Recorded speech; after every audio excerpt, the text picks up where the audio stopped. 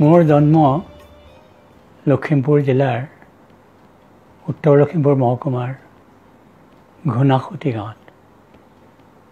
ঘোনাসুতি এখন সৰু সুঁতি আছিল সোৱণশিৰিৰ পৰা ওলাই প্ৰায় 9-10 কিলোমিটাৰ বৈ তাৰপিছত আকৌ সোৱণশিৰিতে পৰে। সেই ঘোনাসুতিখনৰ পাৰতে আমাৰ গাঁওখন ঘোনাসুতি গাঁওখন আছিল। ইতিমধ্যে ঘোনাসুতি নামটো মিৰিজীয়ৰী উপন্যাসত ৰজনীকান্ত বৰদলৈয়ে অলপ যোগীময় কৰি গৈছে আৰু ডক্টৰ ভূপেন হাজৰিকায়ো তেখেতৰ দিচাংমুখৰ নিশাটি গীতত এই ঘোনাসুতিৰ পাৰতে বুলি এটা দীঘলীয়া চিঞৰি তেখেতে ঘোনাসুতি নামটো এক প্ৰকাৰে প্ৰচাৰেই কৰি গৈছে। সেইখন ঘোনাসুতি পিছত নাইকিয়া হ'ল। সোৱণশিৰিৰ গৰাখহনীয়া আৰম্ভ হ'ল 1950 চনৰ ভূমিকম্পৰ পিছত।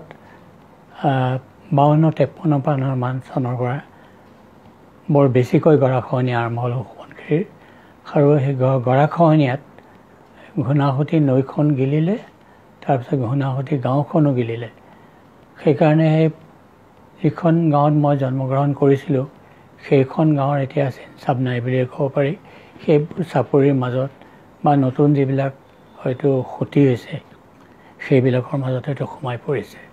সেয়া হ'ল মোৰ জন্মস্থান ঘোনাসুতি। আৰু সেই ঘোনাসুতিতে এখন ঘোনাসুতি তামনচুক LP স্কুল বুলি এখন স্কুল আছিলে। সেইখন প্ৰাথমিক বিদ্যালয়তে মোৰ শিক্ষা আৰম্ভ আৰু সেই প্ৰাথমিক বিদ্যালয়ত তাৰপৰা প্ৰাথমিক শিক্ষাৰ সাং কৰি মই উত্তৰ লখিমপুৰ চৰকাৰী হাইস্কুল বুলি কোৱা হৈছিলে, নাম আছিলে, কিন্তু আজিকালি সেইটো হায়াৰ ছেকেণ্ডেৰী হ'ল।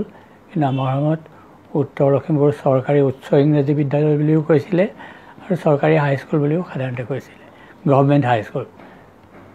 সেইকাৰণে চৰকাৰীটো লগোৱা হৈছিলে। আজিকালি প্ৰভিঞ্চিয়েলাইজ স্কুলো ওলাইছে, কিন্তু সেইখন প্ৰকৃত চৰকাৰী স্কুল আছিল। সেইখন স্কুলৰ পৰাই